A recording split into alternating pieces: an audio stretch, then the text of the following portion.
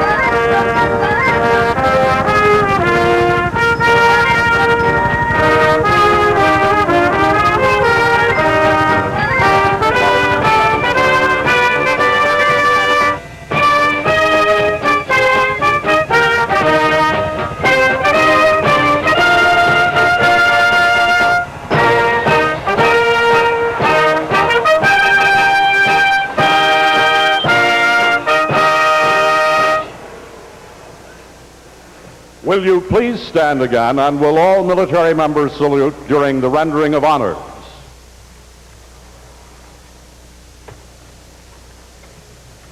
Rio national emblem, and it should be our national anthem. Officers will take this out of context. A-flat version with a C-flat concert version. Rio national emblem.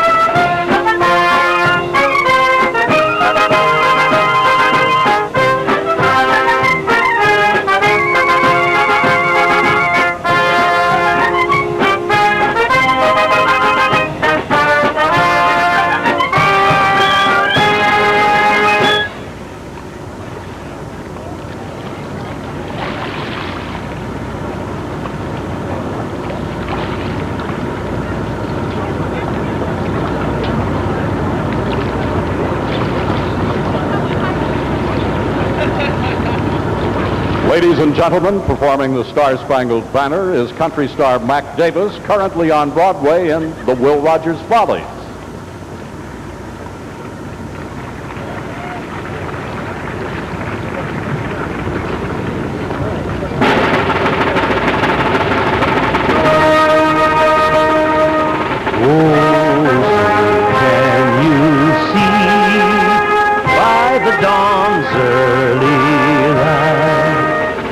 So proudly we hailed at the twilight's last gleaming, whose broad stripes and bright stars through the perilous fight o'er the ramparts we watched were so gallantly streaming, and the rocket's red glare, the bombs bursting in air, gave proof through the night that our flag was still there.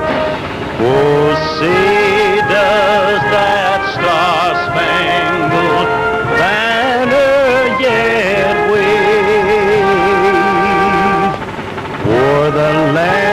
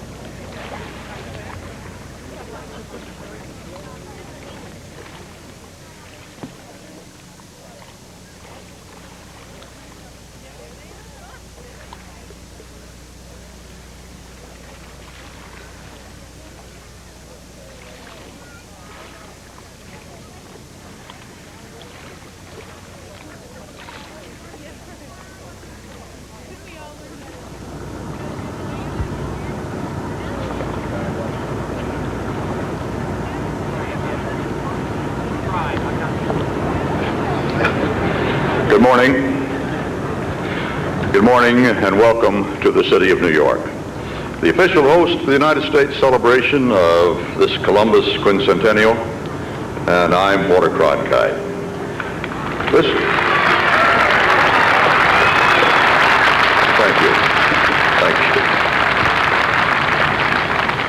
you. This year, New York celebrating the 500th anniversary, of course, of the voyage of Christopher Columbus with a huge multi-ethnic festival. Fireworks, food, entertainment, spectacles, all of it, including one of the largest parades of tall ships in modern history. And even as we open the ceremonies here, the 3 Spanish galleons representing the replicas of the ships that Columbus brought to America are appearing on our near horizon, and you'll see them in a moment. The majestic image of the world's tall ships made a lasting impression on all of us who witnessed Operation Sail back in 1964 at the World's Fair here, at 76 and at 86. 1/2 hour from now, we will watch again, as in the phrase of the poet James Elroy Flecker, old ships sail like swans up the Hudson River in Operation Sail 1992. Almost 3,000 years ago, another poet spoke of the 1,000 ships launched by the beautiful Helen's Face, their sails filled with a fresh west wind singing over the wine-dark sea. In Homer's day, ships already at that time had played a key role in human civilization for more than 3,000 years. The Mediterranean was long the center of maritime development, and by the 15th century AD, southern European explorers, led by the Portuguese, were charting new waters as never before. But the greatest uncharted voyage of all may very well be history itself, with its many cunning passages, as T.S. Eliot had it. Although Columbus was a product of the vibrant civilization of the Mediterranean, his voyage helped shift the focus of Europe to the Atlantic, leading to the maritime dominance of England and France and the Netherlands. And so today, our celebration of the voyage of a Genoan who sailed from Spain in 1492 takes place on a river named for an Englishman who explored it under a Dutch flag in 1609. This diversity of ethnicities and nationalities continues in our America today. Indeed, the shrinking of the world and the increased contact between peoples is the greatest legacy of the Columbus voyage. And where better to celebrate it than in New York City, where so many different groups live side by side. Today we also celebrate our great maritime tradition. In 1492, mariners linked the Americas to other lands, and for centuries, the United States has depended on sailors and ships for contact and trade with the other countries of the world. Since Columbus, millions have come to America on ships, many of them through Ellis Island over here, which marks its centennial this year, by the way. No major historical development is without pain, and the arrival of the Nina, the Pinta, and the Santa Maria out there now on these western shores is no exception. But in the wake of those 3 caravels also have followed some of the greatest developments in history, including the creation of what Abraham Lincoln called the last best hope of earth, our United States of America. For 500 years, people have attempted to assess the legacy of Christopher Columbus, and yet even now, it may be just a little early to do so, for we are a part of that legacy, and the history of our accomplishments is still an open book. If we finally achieve equality and opportunity and prosperity for all of our people, if we succeed in preserving our rivers and our forests, our golden seashores and our snow-capped mountains, if we continue to lead the way to international freedom and peace and tolerance, then surely the nations of the world will agree, America, America, God shed his grace on thee. And now, ladies and gentlemen, thank you.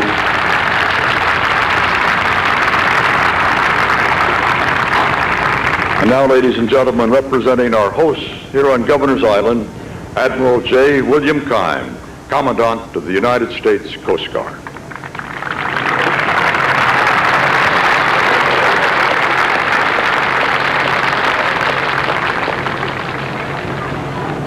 Thank you, Walter.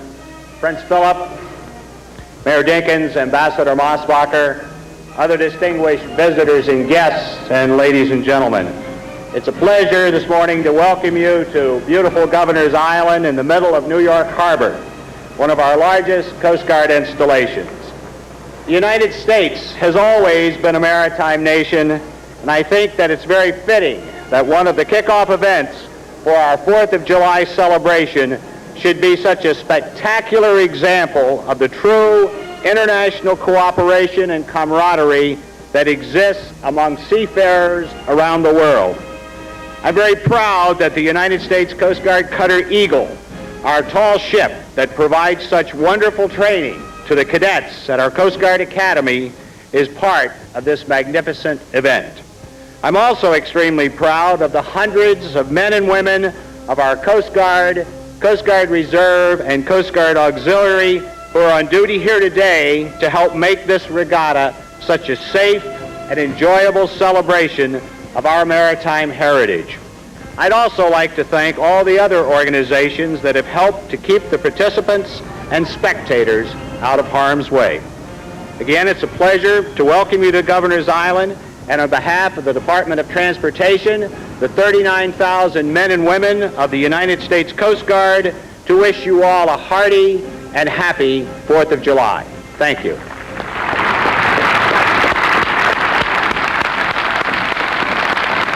Thank you, Admiral Keim.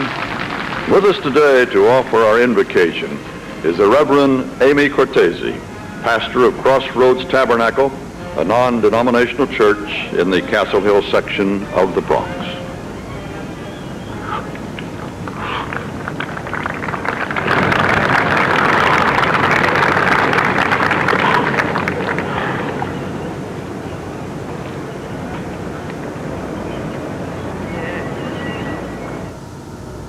Now that was my first prayer.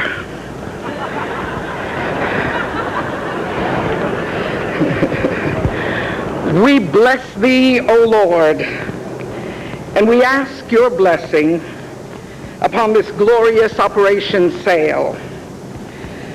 From the four corners of the earth, you've gathered us, and this day we celebrate you bringing us together. We arrived from different places.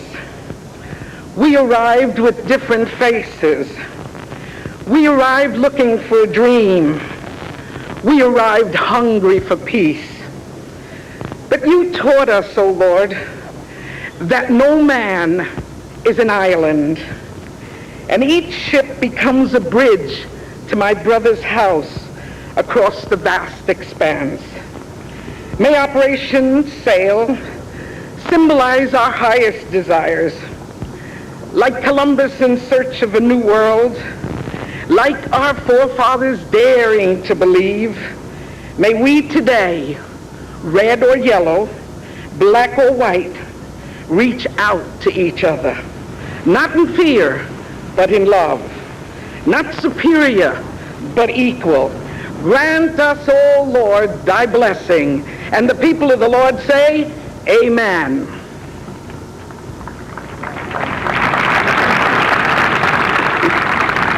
Thank you, Reverend Cortese. And next, we'll be entertained by Miss Melba Moore.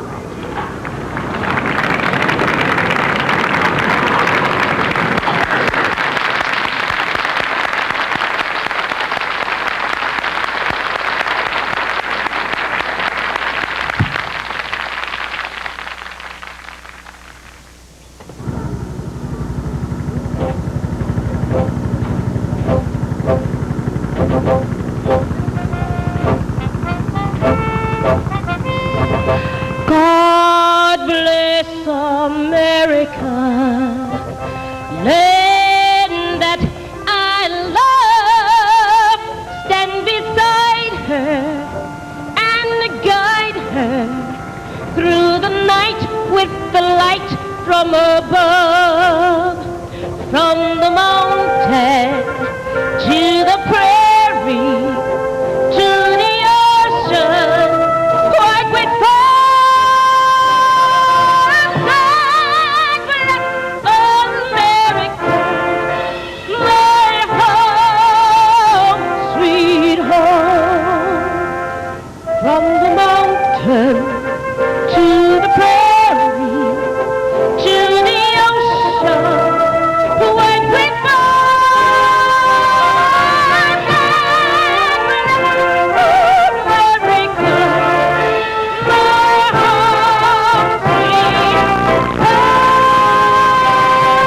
God bless America, my home, sweet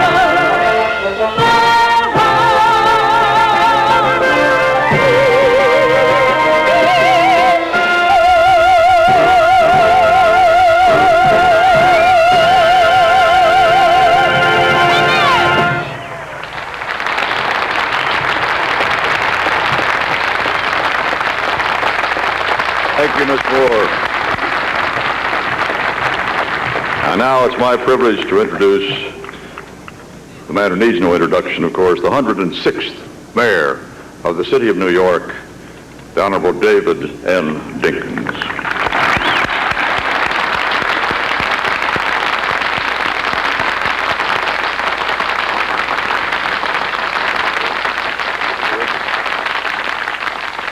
Thank you, good friend Walter Cronkite. And I'm sure that I speak for all of us when I say that we can think of no finer master of ceremonies for this historic New York maritime event than you, sir.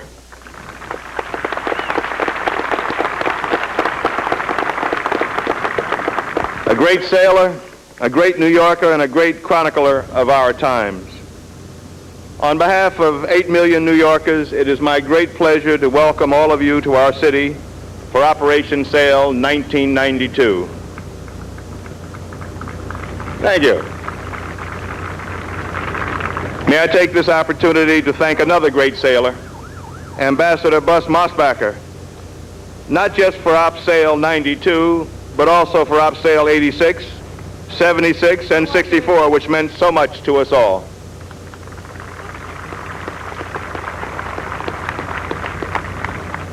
Our celebration of the Quincentennial has been marked by controversy over the meaning of 1492, and up to a point, that is a natural and healthy thing. But we must not get so caught up with what's behind us that we fail to look ahead. This is the greatest city in the greatest country in the world. And though we will never give up our efforts to make America better than it is, we must never fail to recognize that America is much better than it was.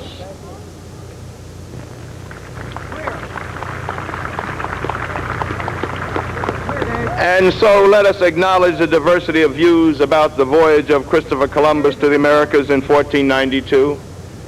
But let us also say that amid those views, there is clearly much cause for celebration in New York City in 1992. The arrival of the Nina, the Pinta, and the Santa Maria sparked the greatest meeting of cultures in history. It is especially appropriate that we celebrate this in the city of New York, where 178 different cultures coexist. Every culture, every custom, and every cuisine is represented here. Throughout this great quincentennial celebration, we have been showcasing our diversity. And today, once again, the Statue of Liberty smiles her greeting. Almost you can see it. Smiles her greeting to people and ships from across the 7 seas. You know, I often say that your ancestors may have come to this country on the Mayflower, or they may have been among those who welcomed that ship. Your ancestors may have come here seeking religious freedom on ships that served as churches, or they may have come on immigrant ships fleeing persecution and seeking opportunity. Or your ancestors may have come whipped and chained in the holds of slave ships, as did mine. But irrespective of whether your ancestors were already here, and irrespective of the ships on which they came, we're all in the same boat now. and we must act as though we came together, and we must act as one.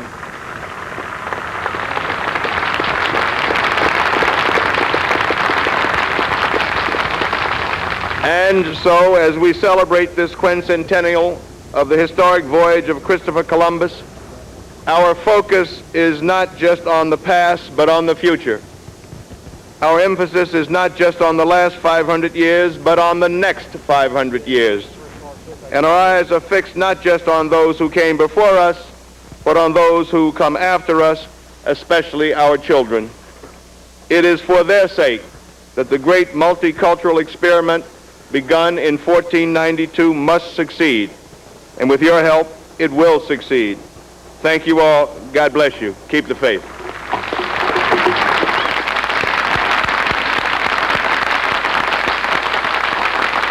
Mayor, thank you so much for hosting this weekend of celebration. Behind the weekend's many splendid events, of course, lie years of planning and preparation. It takes so much to put a big thing like this together. Much of that work has been performed by the New York City Columbus Quincentennial Commission. And here is the chairman of that commission, New York Stock Exchange President Richard Grasso. Ones here, you can clearly see these are drifting toward